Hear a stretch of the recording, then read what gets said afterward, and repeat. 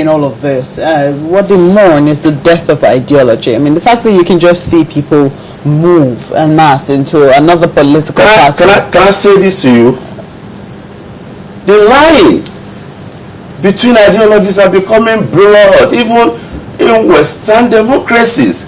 I mean, we sit down here and talk about ideology. If you don't get your political system right, you can't be talking about ideology, for God's sake. And in any case, may I ask you, what is the ideology behind providing infrastructures? What is the ideology behind providing free education? So you're saying that our politics is still at that basic level? Yes. That we cannot be talking ideology? I'm saying that fix your political system first. Get everything in place. Have the right constitutional arrangement. Have what we call balance of power. And I'm even saying that in other jurisdictions where the aforementioned have been achieved, why is the Conservative Party and the Lib Dem in Britain working together?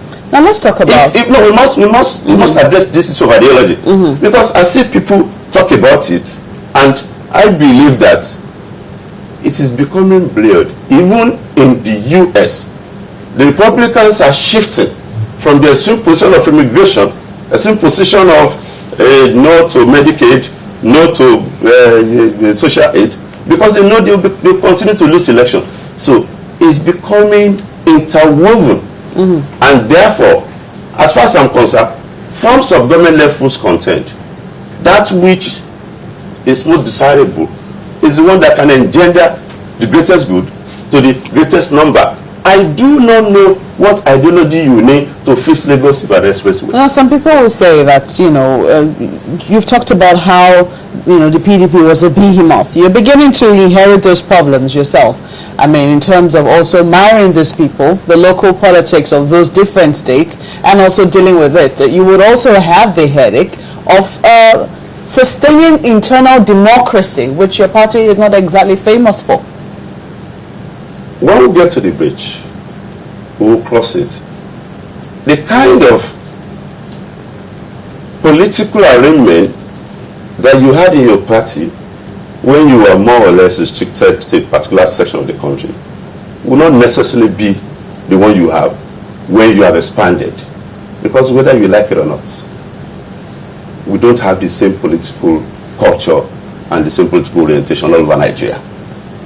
And that is why some of us have been at the forefront of the advocacy for us to restructure Nigeria so that we can have regional governments. I'll give you an example, which I've given here before. In India, Uttar Pradesh is by far the most politically sophisticated state with 200 million people, bigger than Nigeria. The party that controls the center sometimes don't control that state.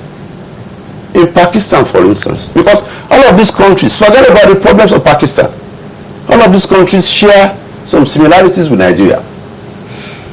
The family of late Benazir Bhutto, strong political family in Pakistan, had never won in the region of Nawaz Sharif, the incumbent prime minister in Pakistan. And that was the system we had in place in the First Republic when we engendered development. AG in the west, APC in the north, NCNC in the east. Let the center be devoid of this big government. You talked about the center. We're actually referring to, how your party was going to handle all of this, and you seem to be saying I have told you different dynamics will come to play. You will have your constitution.